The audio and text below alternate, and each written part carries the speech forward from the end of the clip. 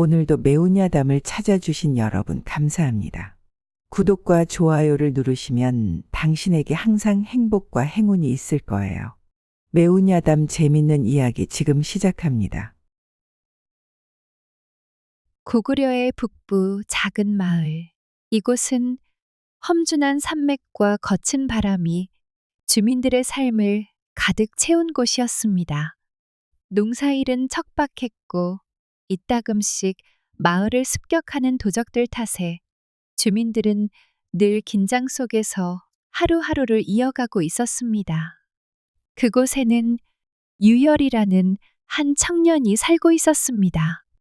그는 마을 사람들에게 쓸모없는 시정잡배라 불렸습니다. 유열은 가난한 집안에서 태어나 자랐지만 자신의 처지를 비관하지 않았습니다. 오히려 그는 그것을 자유의 핑계로 삼아 하루하루를 빈둥거리며 보냈습니다. 술과 여색, 그리고 마을을 떠도는 소일거리가 그의 전부였습니다. 그의 재산이라고는 낡은 옷과 허름한 신발뿐이었지만 그는 늘 자신감에 찬 얼굴로 사람들을 대했습니다. 사람들은 그런 그를 비웃었지만 유열은 아랑곳하지 않았습니다. 그의 타고난 입담은 사람들의 관심을 끌기에 충분했기 때문입니다. 어느 날 마을에 소문이 돌았습니다. 신광 가문에서 큰 연회를 연다더라. 이번에는 주변 고을의 귀족들도 다 모일 거래.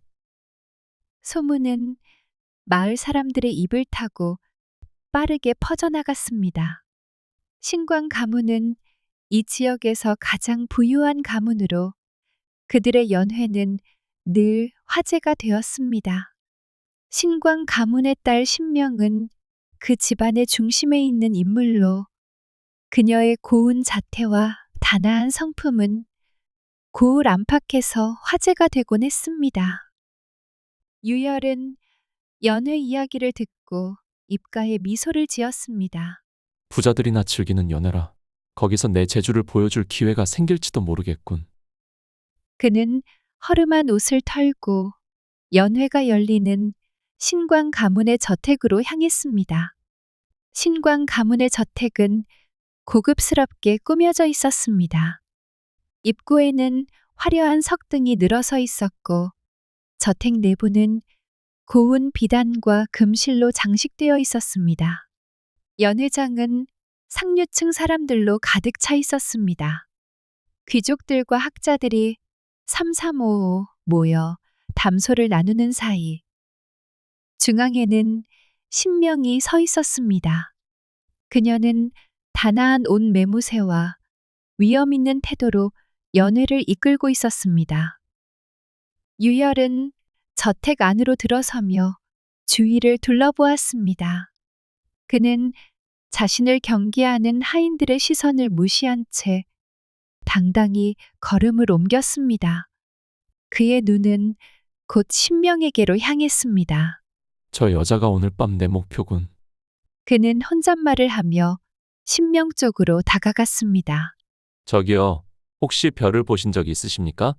유열은 신명 앞에 다가가 고개를 살짝 숙이며 말을 걸었습니다. 신명은 놀란 얼굴로 그를 바라보았습니다. 별이요? 이 연회에서 별 이야기를 꺼내다니 무슨 뜻인지요? 오늘 밤 제가 본 가장 빛나는 별은 바로 여기 서 있는 분이셨습니다. 유열은 장난기 어린 미소를 띠며 대답했습니다. 신명은 당황한 듯한 표정을 지었지만 그의 당당한 태도에서 눈을 뗄 수 없었습니다. 낯선 분이군요. 이 연회에 초대받은 손님이신가요? 초대장은 없지만 이처럼 멋진 자리에 구경꾼 하나쯤은 있어도 되지 않겠습니까? 유열은 여유롭게 웃으며 말했다. 신명은 그의 엉뚱한 대답에 어이없어 했지만 그의 당돌함이 이상하게 마음을 끌었습니다. 구경꾼이라면 조금 더 재미있는 이야기를 해보시지요. 이 연회가 허락한 시간 동안만이지만요. 그럼 시작해 보겠습니다. 제 이야기를 들으신다면 이 구경꾼이 단순한 구경꾼이 아니라는 걸 알게 되실 겁니다. 유열은 신명 옆에 앉으며 이야기를 풀어나가기 시작했습니다. 유열은 자신이 겪어온 경험과 떠돌이 생활의 이야기를 유쾌하게 풀어놓았습니다.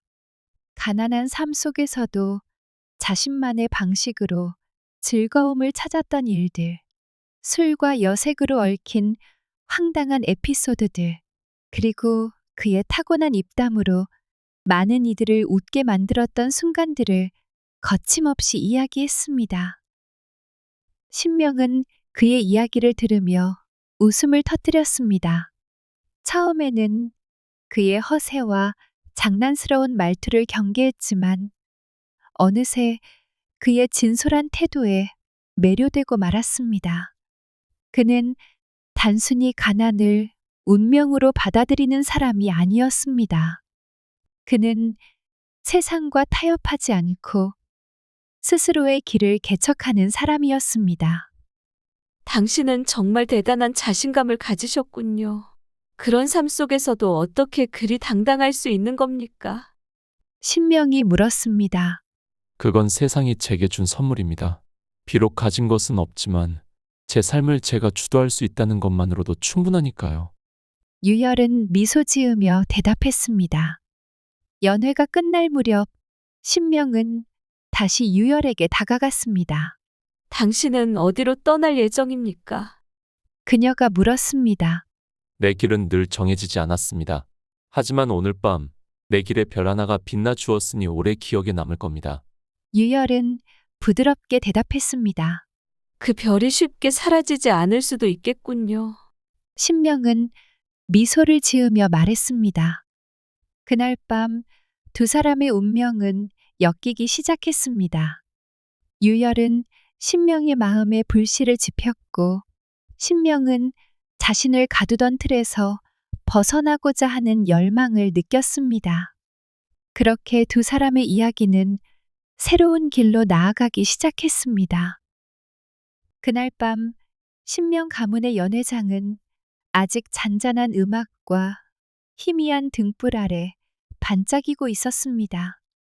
귀족 손님들이 하나둘 자리를 뜨는 사이 유열과 신명은 정원으로 나섰습니다.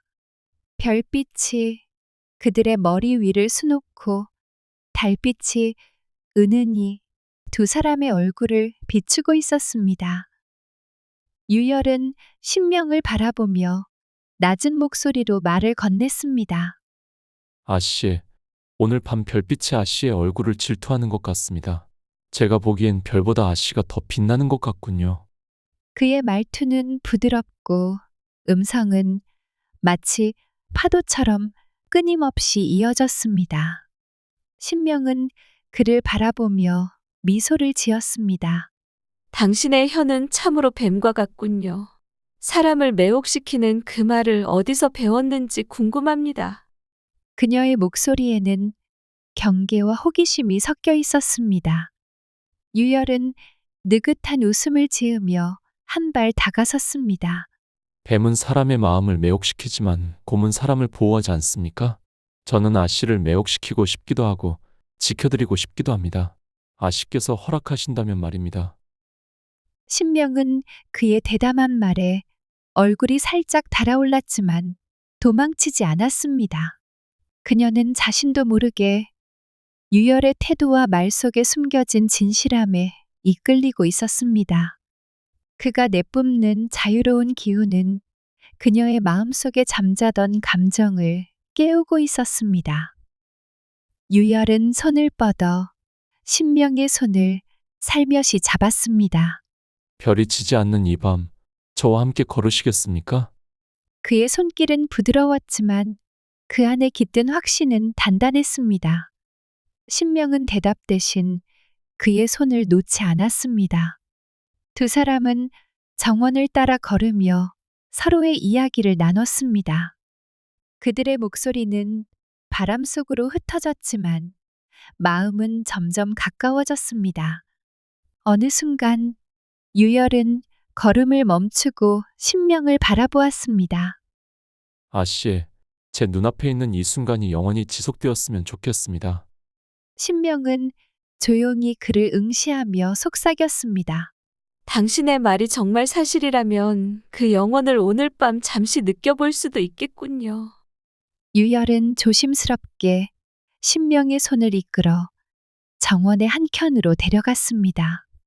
달빛이 가득한 곳에서 두 사람은 서로를 마주 보았습니다.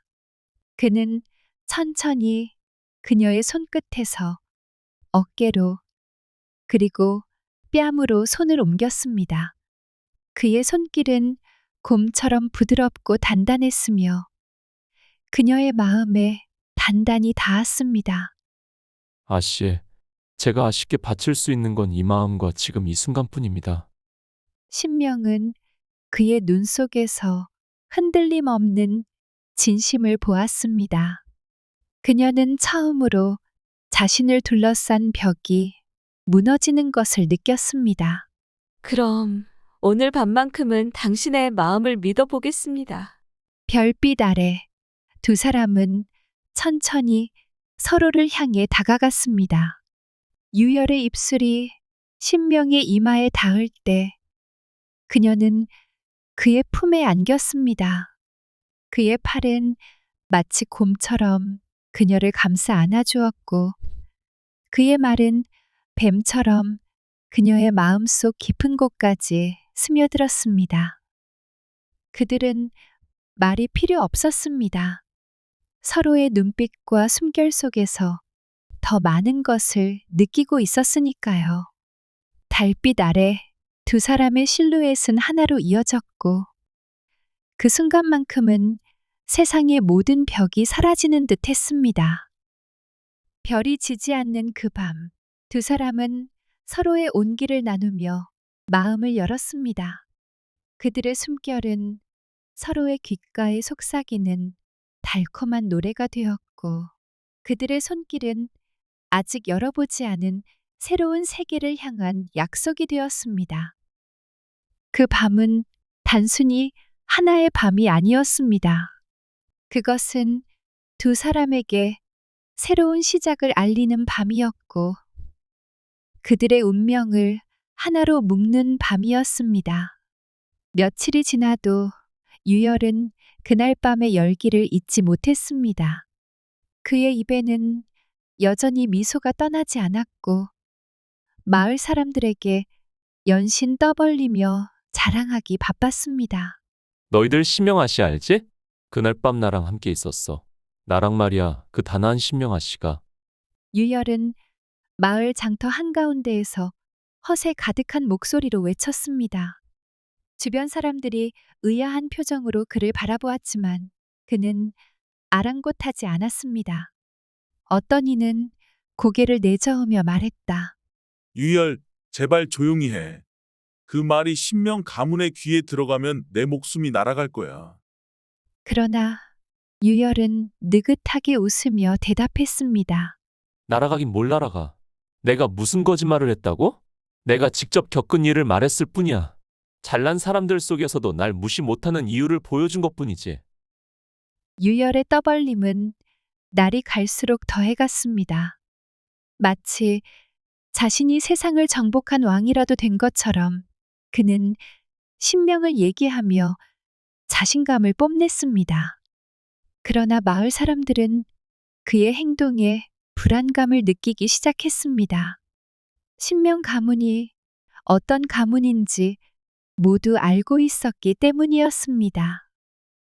신명 가문은 고리 대금업으로 막대한 부를 쌓아 올린 집안이었습니다. 그들은 마을의 백성들에게 높은 이율로 돈을 빌려주고 갚지 못하면 재산과 토지를 빼앗았습니다.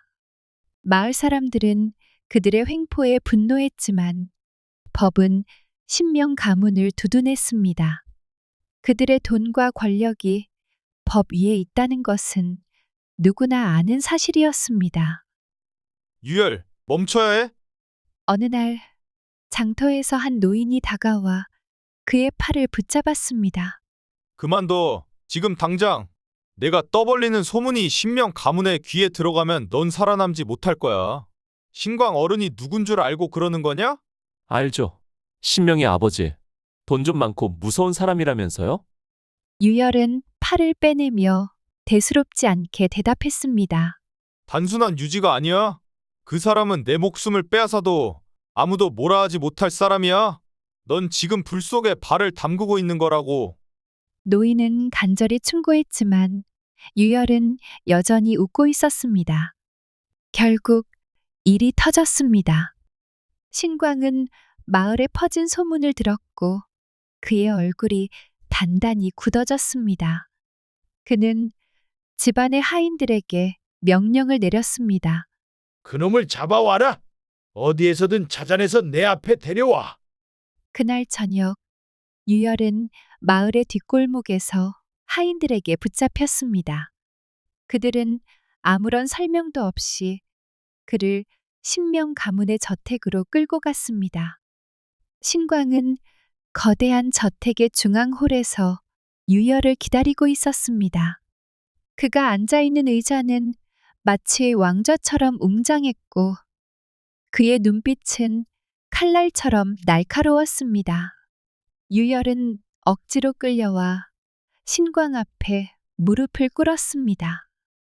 내가 그 소문을 퍼뜨린 놈이냐? 신광의 목소리는 낮고도 무겁게 울렸습니다. 유열은 고개를 들어 신광을 바라보며 억지로 미소를 지었습니다. 소문이라니요. 어른. 저는 사실만을 말했을 뿐입니다. 그게 무슨 죄가 되는지 모르겠습니다. 사실이라고? 신광의 목소리가 차갑게 떨렸습니다. 내 딸을 모욕한 것이 내 입에서 나온 헛소리라고 말할 기회를 줄 테니 똑똑히 말해라. 아니면 내가 내 혀를 뽑아 버릴 것이다. 어르신, 왜 화를 내십니까?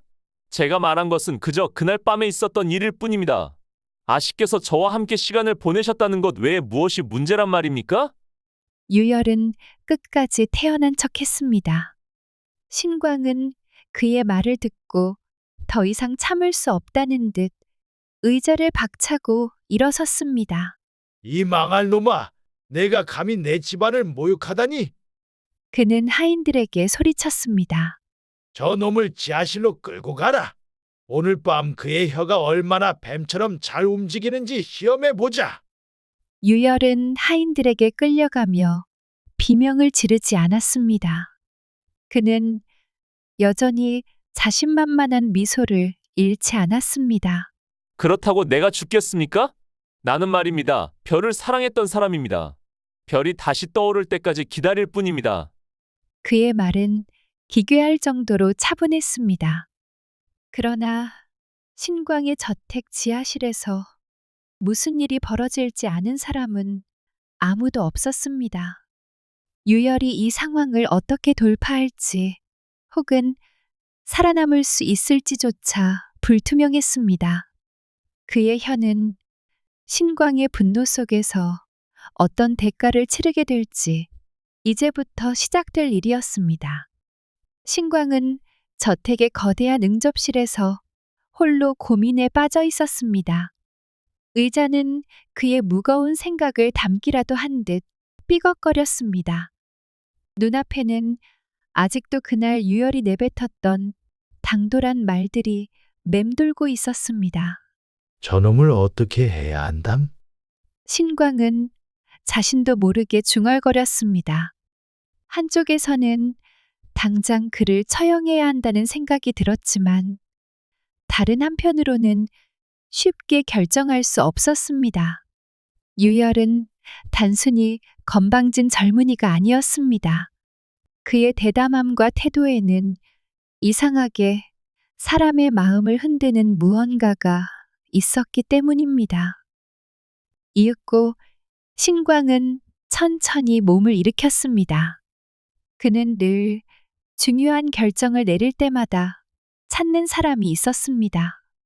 그 사람은 바로 그의 집안에서 오랜 세월 동안 의지해온 무당, 묘심이었습니다. 잠시 후 묘심이 신광 앞에 모습을 드러냈습니다. 그녀는 고운 비단으로 감싼 도포를 걸치고 있었고, 손에는 오래된 버들 지팡이를 들고 있었습니다. 나이는 많아 보였지만 그녀의 눈빛은 젊은이처럼 날카롭고 강렬했습니다. 신광은 그녀를 보자마자 깊이 허리를 숙였습니다. 묘심님, 이번에는 그대의 지혜가 절실합니다.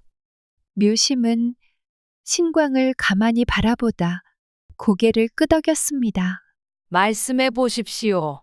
어르신께서 이리 부르신 걸 보니 이번 일은 심상치 않은 모양입니다. 신광은 자리에 앉으며 답했습니다. 며칠 전 마을의 떠돌이 청년 하나가 내 딸을 모욕하는 말을 퍼뜨리고 다녔소. 그래서 그놈을 잡아 가두었지요. 그러나 이놈을 단순히 처벌하기에는 이상하게도 망설여지는구려. 그놈에게는 뭔가 알 수 없는 기운이 느껴지요. 묘심은 잠시 생각에 잠겼습니다. 그 청년을 제가 직접 볼 수 있겠습니까? 그의 기운을 확인한 뒤 답을 드리겠습니다. 묘심은 신광의 안내를 받아 지하실로 내려갔습니다. 유열은 단단히 묶인 채 차가운 돌벽에 기대어 앉아 있었습니다. 그러나 그의 얼굴에는 두려움이라고는 전혀 없었습니다. 오히려 그는 태연하게 묘심을 올려다보며 장난스러운 미소를 지었습니다. 새로운 손님이 오셨군요. 이곳은 생각보다 인기 있는 장소인가 봅니다. 묘심은 그의 말을 무시한 채 조용히 그를 살폈습니다. 그녀의 눈은 그의 얼굴에서 어깨로 그리고 등을 향해 천천히 움직였습니다. 그러다 갑자기 그녀의 눈빛이 달라졌습니다. 그녀는 놀란 표정을 지으며 뒤로 한 발짝 물러섰습니다. 이럴 수가. 묘심은 혼잣말처럼 중얼거렸습니다. 왜 그러십니까? 제 등에 뭐라도 있습니까? 유열은 그녀의 반응에 흥미롭다는 듯 물었습니다. 묘심은 아무 말도 하지 않고 신광에게로 돌아갔습니다. 그녀는 신광을 마주보며 침착하게 입을 열었습니다. 어르신, 그 청년을 처벌하지 않는 것이 좋겠습니다. 아니, 그를 사위로 삼으시는 것이 가장 현명한 선택일 것입니다. 신광은 그녀의 말에 당황하며 되물었습니다. 뭐라? 사위로 삼으라니 무슨 소리요? 저놈이 우리 집안을 모욕했는데 그런 놈을 사위로 삼으라고? 묘심은 고개를 끄덕였습니다. 그 청년의 등에는 돼지가 앉아 있습니다. 돼지는 고대부터 부와 복을 상징하는 징조입니다. 저 청년을 사위로 두신다면 어르신의 집안은 영원히 부귀영화를 누릴 것입니다. 만약 그를 해치신다면 그 복은 다른 곳으로 흘러가고 말 것입니다. 신광은 그녀의 말을 듣고 깊은 고민에 빠졌습니다. 그는 손가락을 문지르며 방을 서성였습니다. 그렇다면 그를 그냥 풀어주는 것이 옳단 말인가? 묘심은 단호히 말했습니다. 풀어주는 것만으로는 부족합니다. 그를 어르신 가문과 연결시켜야 합니다. 그 방법은 바로 신명아 씨와의 혼인을 이루는 것입니다. 그래야 돼지의 복이 어르신 가문에 머물 것입니다. 신광은 고개를 숙이고 묵묵히 생각에 잠겼습니다. 그가 받아들이기에는 쉽지 않은 결론이었지만 묘심의 말은 단순히 무시할 수 있는 것이 아니었습니다. 그녀는 오랜 세월 동안 그의 집안을 지켜온 조언자였고 그녀의 말이 틀린 적은 없었습니다. 좋소. 그의 기운이 진짜라면 그의 목숨을 살려주겠소. 그러나 내 딸과의 혼인은 나중에 생각할 일이오. 그놈의 진정성을 먼저 시험해 볼 생각이오. 묘심은 고개를 숙이며 조용히 자리에서 물러났습니다. 그날 밤 신광은 지하실로 하인을 보내 유열을 풀어주도록 명령했습니다. 유열은 지하실을 나서며 여전히 장난기 어린 미소를 잃지 않았습니다. 그러나 그의 등 뒤에서 신광은 굳은 얼굴로 그를 지켜보고 있었습니다. 저놈에게 복이 있다면 우리 가문에 그 복을 남겨야 할 것이다. 그렇지 않다면 이번에는 절대 놓치지 않을 것이다. 신광의 눈빛은 여전히 차가웠지만 그의 마음속에는 무언가 변화의 기운이 일고 있었습니다. 신광은 여전히 유열에 대한 신뢰가 부족했습니다. 그는 자신의 딸 신명을 불러 시험을 제안했습니다. 신명아, 내가 정말로 그 녀석과 혼례를 원한다면 조건이 있다. 내가 너희에게 큰 돈을 줄 테니 그 돈을 3배로 불려오너라. 만약 그렇게 한다면 혼례를 허락하마. 신명은 고개를 숙이며 대답했습니다. 아버지, 저와 유열에게 기회를 주신다면 꼭 그 조건을 이뤄 보이겠습니다. 그리하여 신광은 금화가 든 상자를 유열과 신명에게 내어주었습니다. 유열은 상자를 들고 흥미롭다는 듯 웃으며 말했다. 신명, 이 정도면 우리 삶이 달라질 수 있겠군. 하지만 우선 좀 써야 하지 않겠나? 돈이란 건 돌려야 불어나는 법이니 말이다. 신명은 그의 말에 고개를 끄덕이며 동의했습니다. 그래요. 돈을 쓰며 기회를 찾읍시다. 아버지도 우리를 믿고 주신 돈이니 잘 해낼 수 있을 겁니다. 그러나 두 사람은 돈의 무서움을 알지 못했습니다. 돈이 손에 들어오자마자 두 사람은 마치 왕과 왕비가 된 듯 허세를 부리며 돈을 펑펑 쓰기 시작했습니다. 값비싼 옷과 술, 고급스러운 가구와 음식이 끊임없이 들어왔습니다. 그렇게 3달이 지나자 상자의 금화는 절반도 채 남지 않았습니다. 어느 날 신명은 텅 빈 금화 상자를 바라보다가 정신이 번쩍 들었습니다. 유열, 우리가 이대로 가다가는 아버지에게 혼례를 허락받기는커녕 모든 것을 잃을 거예요. 그녀는 초조하게 말했다. 유열은 여전히 느긋한 태도로 대답했습니다. 그럼 어쩌겠나? 돈을 불릴 수 있는 방법을 찾아야지. 신명은 잠시 생각하더니 말했다. 아버지가 했던 것처럼 고리대금을 시작해 봅시다. 아버지의 방식이라면 돈을 불릴 수 있을 거예요. 그리하여 두 사람은 고리대금을 시작했습니다. 유열은 자신의 입담을 활용해 사람들을 설득하며 낮은 이자로 돈을 빌려주기 시작했습니다. 신명은 자신의 미모를 이용해 신뢰를 쌓으며 고객들을 끌어모았습니다. 처음에는 일이 잘 풀리는 듯 보였습니다. 돈을 빌리려는 사람들이 몰려들었고 이자는 꾸준히 쌓였습니다. 하지만 욕심은 끝이 없었습니다. 더 많은 돈을 벌고자 했던 두 사람은 점점 더 높은 이자를 요구하기 시작했습니다. 그리고 돈을 갚지 못하는 이들에게 가혹한 조치를 취하기 시작했습니다. 빚을 갚지 못하는 이들의 재산을 몰수하고 심지어 그들의 자식들까지 노비로 팔아넘기기에 이르렀습니다. 그들의 탐욕은 마을을 넘어 주변 고을에까지 퍼졌고 백성들의 고통은 날로 커져갔습니다. 결국 이들의 악행은 평양성까지 상소문으로 올라가게 되었습니다. 젊은 남녀가 백성을 착취하여 당나라 상인에게 노비로 팔고 있다. 는 내용의 상소문은 왕의 귀에까지 들어갔고 고구려 왕은 분노했습니다. 이 악독한 자들을 잡아들여라. 그들을 당장 처형하고 그들에게 돈을 준 그 아비까지 벌하라. 왕의 명령이 내려지자마자 군사들이 동원되었습니다. 신광은 소식을 듣고 큰 충격에 빠졌습니다.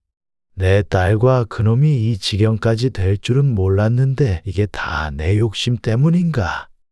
그는 자책했지만 이미 늦은 후였습니다. 자신에게도 처형 명령이 떨어졌다는 소문이 돌자 신광은 모든 것을 버리고 도망칠 준비를 했습니다. 그는 자신의 집안의 재산을 모두 팔아 짐을 꾸리고 몰래 저택을 떠났습니다. 한편 유열과 신명도 군사들에게 붙잡혀 끌려갔습니다. 두 사람은 여전히 서로를 원망하지 않았습니다. 우리가 잘못한 걸 인정합니다. 하지만 우리는 그저 아버지의 시험을 통과하고 싶었을 뿐이었습니다. 신명은 울며 말했다. 젊은 남녀가 군사들에게 끌려가던 날, 신명과 유열은 마지막으로 서로의 얼굴을 마주했습니다. 평양성 한복판. 그들의 머리 위에는 뜨거운 태양이 내리쬐고 있었습니다. 백성들은 두 사람을 손가락질하며 분노를 퍼부었지만 유열은 이를 묵묵히 견디고 있었습니다. 사형 집행관이 두 사람을 마지막으로 불렀습니다. 내 놈들 마지막으로 하고 싶은 말이 있다면 지금 말하라. 유열은 고개를 들어 신명을 바라보았습니다. 그의 눈에 담긴 건 그동안의 미소가 아닌 깊은 후회였습니다. 신명, 우리가 별빛 아래에서 함께했던 그날 밤을 기억하시오. 그 순간만큼은 진심이었습니다. 하지만 내 탐욕이 모든 것을 망쳤습니다. 내가 당신을 끌어들였고 내가 이 지경으로 만들었소. 내가 욕심을 부리지 않았다면 우리 둘 모두 이렇게 끝나지 않았을 것이오.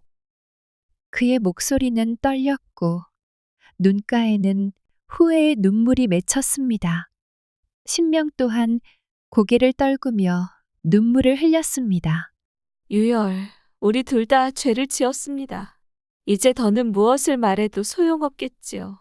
그저 다시 태어난다면 그때는 욕심 없는 삶을 살기를. 그들의 마지막 말이 끝나자 집행관은 칼을 높이 들었습니다. 두 사람의 비극은 그렇게 막을 내렸습니다. 신광은 도망치고 있었습니다. 자신의 딸과 유열이 처형되었다는 소식이 전해지자 그는 더는 자신의 마을에 머물 수 없었습니다. 자신의 저택을 버리고 얼마 남지 않은 금화 몇 상자만 들고 허겁지겁 떠났습니다. 신광이 도망친 곳은 다름 아닌 묘심의 은신처였습니다. 묘심! 묘심! 신광은 그녀의 이름을 외치며 다급히 문을 두드렸습니다. 얼마 지나지 않아 문이 열렸고 묘심이 차분한 표정으로 신광을 맞이했습니다. 마치 그가 찾아올 것을 알고 있었던 것처럼 그녀는 조금도 놀란 기색이 없었습니다. 어르신, 어찌 이곳까지 오셨습니까? 그녀는 고요한 목소리로 물었습니다. 신광은 그녀를 밀치며 안으로 들어섰습니다. 그의 얼굴은 분노로 일그러져 있었습니다. 도대체 무슨 생각으로 그런 놈을 내 사위로 삼으라고 한 것이냐? 내 말대로 했더니 우리 집안이 몰락했다. 내 딸도, 내 명예도, 내 재산도 다 잃었다. 내가 나를 속인 것이냐? 묘심은 신광의 분노를 고요히 받아들였습니다. 그녀는 천천히 앉으며 말했다. 어르신, 진정하시고 제 말을 들어보십시오. 이 모든 것은 제 의도와 다르지 않습니다. 제가 당신을 속인 적은 없습니다. 다만 제게는 당신을 없앨 이유가 있었습니다. 신광은 그녀의 말을 듣고 당황한 얼굴로 물었습니다. 무슨 소리를 하는 것이냐? 나를 없앤다니 그게 무슨 뜻이냐? 묘심은 깊은 한숨을 내쉬며 말했다. 어르신께서 기억하지 못하시겠지요. 제 아들에 대해 말씀드릴 날이 올 줄 알았지만 이제야 그 이야기를 하게 되는군요. 제 아들은 무당의 아들로 태어나 평생 제대로 된 직업을 가질 수 없었습니다. 그리하여 그는 인삼 장사를 시작하려고 어르신께 돈을 빌렸습니다. 그러나 당나라와의 전쟁으로 무역이 막히고 그 돈을 갚을 수 없게 되었지요. 어르신께서는 그런 제 아들을 가혹하게 대하셨고 결국 그를 매질하다 죽음에 이르게 했습니다. 신광의 얼굴이 하얗게 질렸습니다. 그게 내 아들이었단 말이냐? 그렇습니다. 하지만 저는 복수를 서두르지 않았습니다. 피를 흘리지 않고도 당신을 망하게 할 기회를 기다렸지요. 그 기회가 바로 유열이었습니다. 어르신, 그놈의 등을 보았을 때 저는 그의 관상이 돼지가 아니라 멧돼지라는 것을 알았습니다. 멧돼지는 남의 밭을 헤집으며 자신뿐만 아니라 그 밭주인에게까지 해를 끼칩니다. 저는 당신이 그를 사위로 맞이하면 당신의 욕심과 그놈의 탐욕이 서로 얽혀 결국 스스로 무너질 것임을 알았지요. 신광은 분노와 절망에 휩싸여 소리쳤습니다. 그렇다면 처음부터 나를 망하게 할 생각이었단 말이냐? 내가 내 집안을 이렇게 만든 것이냐? 묘심은 여전히 차분히 대답했습니다. 어르신, 제가 무언가를 만들었다고 생각하지 마십시오. 저는 단지 당신이 이미 가진 욕망을 스스로 무너뜨릴 기회를 제공했을 뿐입니다. 당신이 욕심을 부리지 않았다면 이런 결과는 없었을 것입니다. 그때 묘심의 집 밖에서 웅성거리는 소리가 들려왔습니다. 관군들이 집을 포위하고 있었습니다. 한 군사가 큰 소리로 외쳤습니다. 신광, 너의 죄는 이미 밝혀졌다. 지금 즉시 나와라. 신광은 소리치는 군사의 목소리를 듣고 온몸이 얼어붙었습니다. 이렇게 빨리? 그는 혼잣말을 하며 허둥지둥 일어섰지만 이미 몸이 말을 듣지 않았습니다. 그의 다리는 떨리고 있었고 온몸이 땀으로 흠뻑 젖어 있었습니다. 묘심은 차분히 그를 바라보며 말했다. 어르신, 이제 선택의 시간이 왔습니다. 도망치겠습니까? 아니면 그 모든 것을 받아들이겠습니까? 신광은 이를 악물며 답했습니다. 받아들이라니, 나는 아직 끝나지 않았다. 그는 문 쪽으로 비틀거리며 나아갔지만 그가 발을 내디딜 때마다 관군의 목소리는 더욱 가까워졌습니다. 문이 거칠게 열렸고 관군들이 집 안으로 들어섰습니다. 그들은 신광을 발견하자 곧바로 그를 둘러쌌습니다. 내 놈이 신광이냐? 나라의 백성을 괴롭히고 당나라의 노비를 팔아넘긴 죄인? 신광은 마지막으로 저항하려는 듯 몸부림쳤지만 이미 힘이 다 빠진 그는 군사들에게 쉽게 붙잡혔습니다. 그의 눈은 두려움과 절망으로 가득 차 있었습니다. 그는 묘심을 향해 마지막으로 외쳤습니다. 내가 날 이렇게 만들었다. 내가 내 운명을 망쳤다. 그러나 묘심은 조용히 고개를 저으며 대답했습니다. 어르신, 당신의 운명은 당신 스스로 만든 것입니다. 저는 그저 거울을 보여준 것뿐입니다. 관군들은 신광을 끌고 나갔습니다. 신광은 마지막까지 발버둥 쳤지만 그의 외침은 허공 속으로 사라져갔습니다. 그는 자신의 저택으로 돌아갈 수도 잃어버린 딸을 되찾을 수도 없었습니다. 그의 끝은 이미 정해져 있었던 것입니다.